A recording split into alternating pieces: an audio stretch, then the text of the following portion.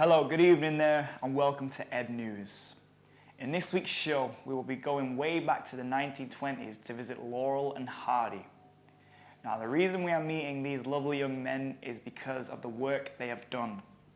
It has been said that these two guys are possibly the best comedians in the world, and in my opinion, they are. We will also have some news just so we know what's going on in the world. See you in a few seconds.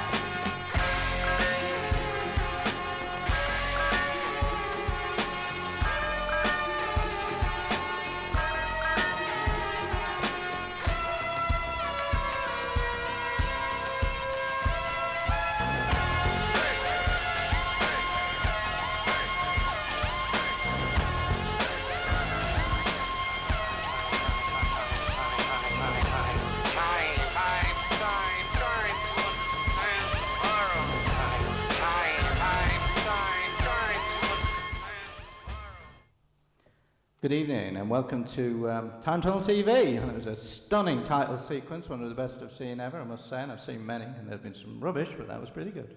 I don't know if this song is appropriate for our guest, who is Stan Laurel, I believe, today. Very, very nice to see him on the show. I'm going to give this a shot. It's a Chemical Romance song. Don't know whether Stan would have liked it or not, but he did black and white films, and they did this pop video was black and white, so that's about the only connection, I reckon.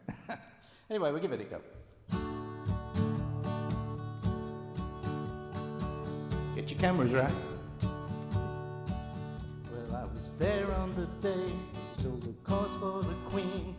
The lights all went out, saw our lives on the screen. I had the end in myself, but it started with an alright scene. It was the roar of the crowd that gave me heartache to sing. It was the lie when they smiled and said you won't feel a thing. And as we ran from the cops, we laughed so hard it almost sting. If I'm so wrong, how can you listen all night long?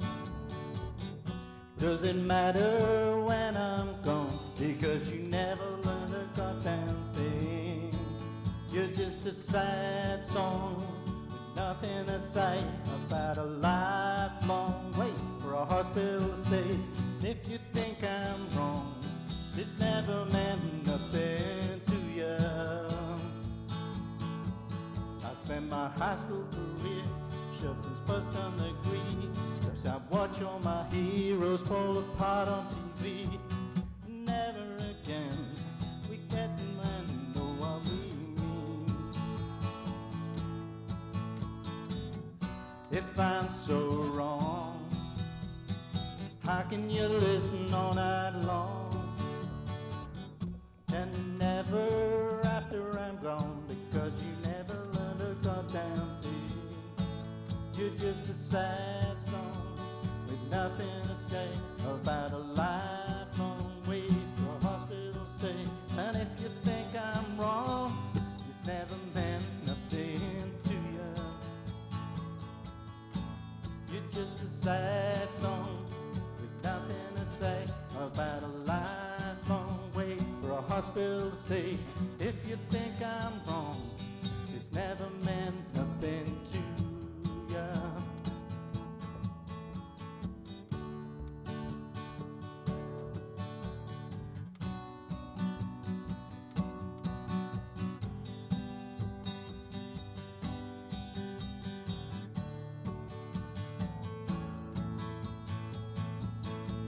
It's just a sad song with nothing to say about a lifelong wait for a hospital stay. And if you think I'm wrong,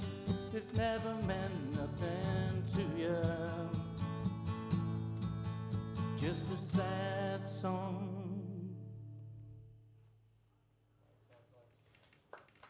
Well, come on, guys. Come on. Oh, come on. He deserves more than that. The one, the only, Steve Lahan. Well, next we have a short video about Laurel and Hardy. The two men I cannot wait to meet. So sit back, relax, and enjoy.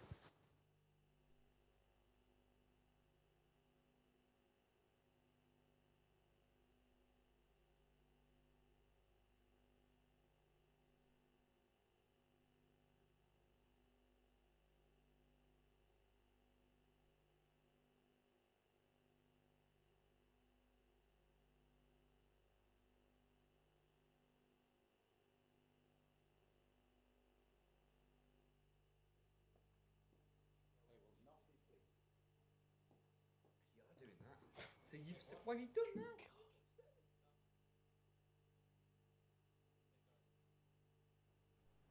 Sorry, buddy. That was a quick technical difficulty. So we're going to run straight into the Q&A. What a life these two guys had, and I guess, guys. The next one of them is right next to me in the studio. That is Stan Laurel. Please welcome him, everybody. Okay. Thanks for joining us today. Hello, sir. Okay. Where was the first time you guys met? It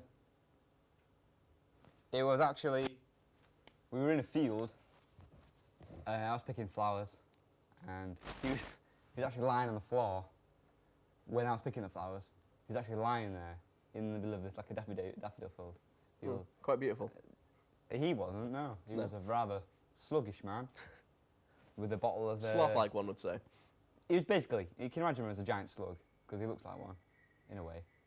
But, you know, yeah, so I was like, you look like you got certain characteristics to, you know, use for film and stuff. So, yeah, we just got together. So. Okay, so what made yourselves, what made you think we should do comedy? I don't know, because if you look at his face, I mean, you got to laugh at that, aren't you? Yeah, on my face. I mean, my face. People always laughed at me. Funny man, I'll give you that. People always laughed at me, so yeah, I just thought I might as well use it. It's a bit of a curse, but you know what I'm saying. Yes, yeah. I do. Okay. So would you ever want to work with other people, say like you know, the very, very famous comedian Charlie Chaplin? Could you repeat that question again, please? Sorry, sir. Would you ever want to work with other, you know, famous comedians like? Charlie Chaplin. Yeah. Probably not. I mean, I don't like his moustache. A little dictator-like. No, he looks scary. That was my childhood idols. Yeah. He was my childhood nightmare. I mean, if you look at him, he's like, ooh. Was he your Freddy Krueger? He was my Freddy Krueger. I don't know who Freddy Krueger is. Of course. You know, he was sort of, whoever that is, he sounds quite terrifying. He looked like the type of person to, you know, if you see at night, then... You just run. Yeah, pretty much, with his, you know, his bowler hat and stuff. I didn't like that at all. You know, it's just not very good. I didn't like him. But yeah, he's a good comedian. Yep. What were you two of you like off screen? Did you have a good you know, kind of working relationship off screen, or did you hate each other's guts? I suppose so, yeah. I mean, on film we were good, mate. I don't know. The life we had on camera is basically exactly the same as it was in real life. I mean, you know when he punched me in the face a few times. He actually did that. All the stunts are real. I mean, they're not stunts. They're just real. Every time I smashed my head in, he'd laugh. And that'll be the story. You know, it's quite depressing, really, but that's how it is, isn't it? I suppose. So he was in fact your bully. No, he's the bully, and I'm just the guy with a small bowler hat, and he's the one with a Hitler tash and stuff. I don't know where he got that idea for a Hitler tash from. I don't know. So what would you say influenced your films? Myself, actually. I think I went back in time at one point and then just thought, look at my face, man. I mean, it's just comedy written all over it. That was when I got punched and someone wrote graffiti all over my face, and it was quite humorous, so that's when everyone thought, you know, you're an idiot, so I thought I'd put it on camera. You guys had many films. Did you have a particular favourite one that you ever did? I don't actually know the names of them all, but you know, Well, you did do a lot of films. Yes, and not that you'd know, because you've never heard any of my films, have you? No, never watched any I of don't them? watch movies before the 1980s. Sorry. Why me in this interview? This is seriously disturbing. You are horror. I'm sorry, Karen. I didn't mean to say that. I think you should apologise. I'm sorry. Carry on, please. Okay.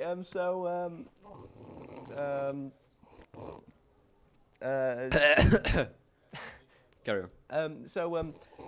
You and Laurel took on many comedic personas. Which was your favourite?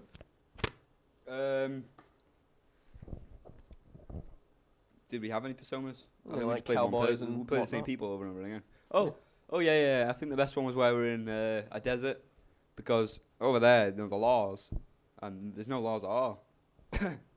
Yeah, so we're both in fact cowboys of Yeah. the Old West. You know, we were against the law. Outlaws. Outlaws, yeah. Yeah. So then we could do anything. We could beat each other up and beat other people's up if we wanted to. Well, that's very interesting. I never knew about your horrible past as a brutal outlaw. But that's all we've got time for this part of the Q&A. We're going to move on and give it up to Studio Ed. Just a big hand for Laurel and Hardy as we go up.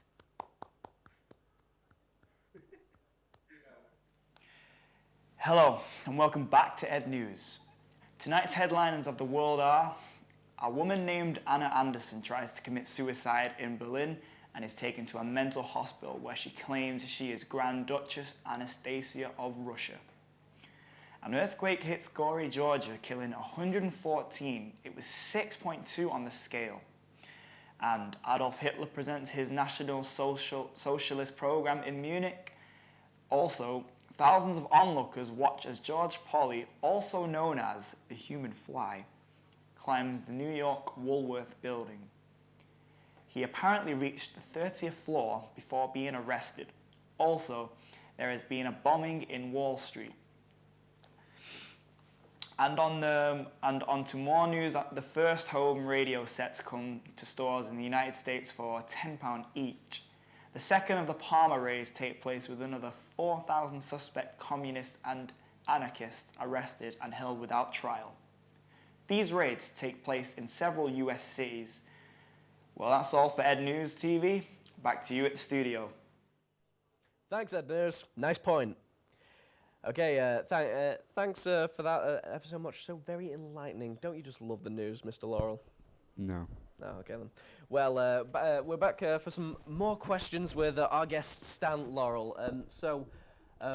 What made you decide that you wanted to become an actor? Like I said, you know, people look at you and just go, I don't like you. So I harness that anger and stuff, and I put it onto a screen or on a stage. A stage, when I was a child, was a piece of cardboard where I'd stand on in the middle of a road and then just, you know, And do people things. pelt you with rocks. Yeah, basically. I mean, you know, I got things thrown at me, I got dung thrown at me. I think one time it was I got ran over.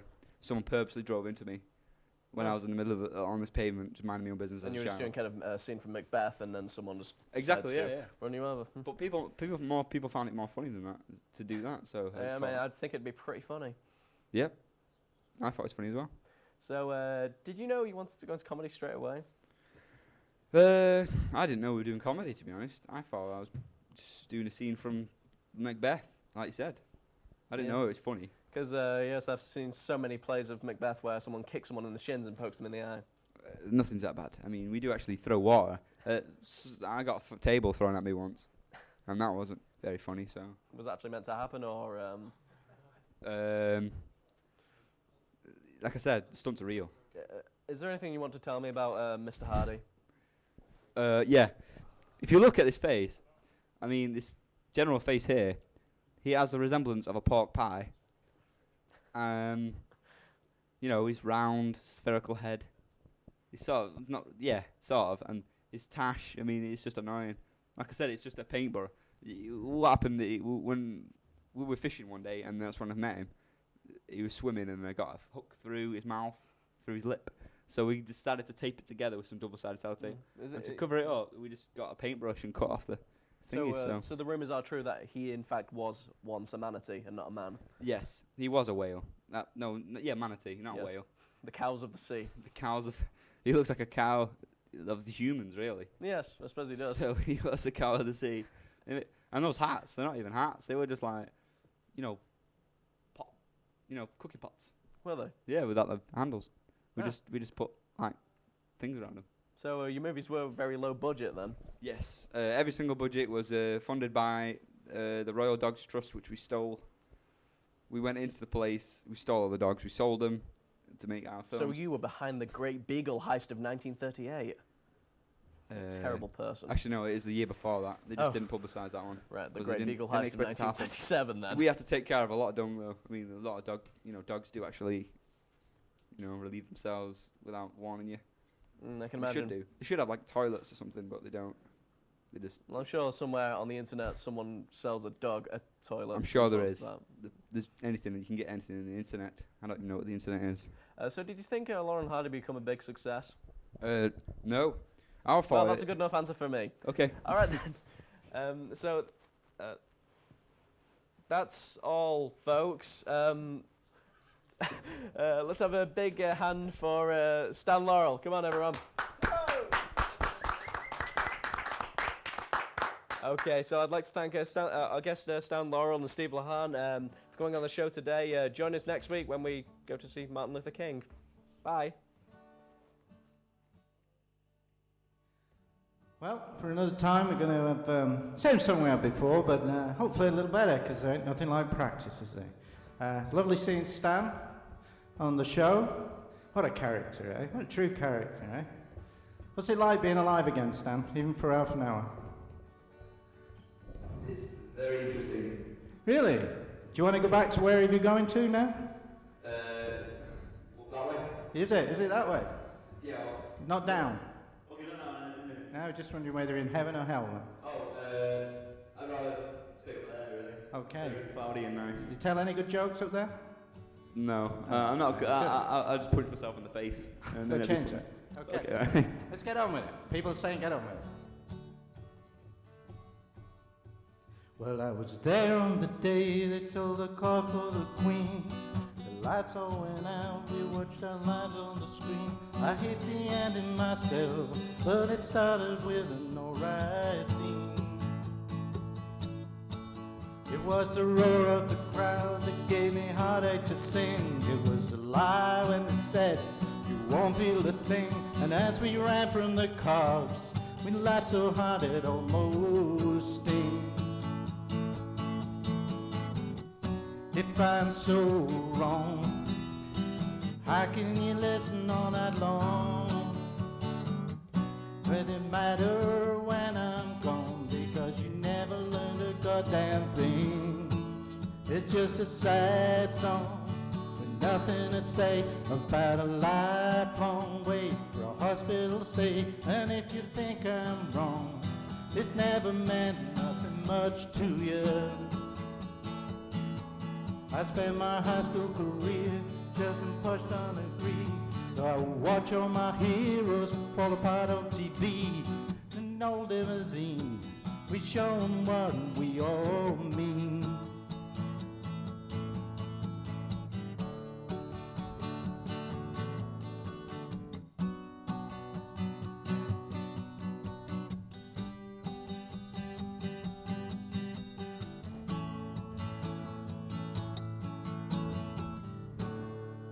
Thank you very much.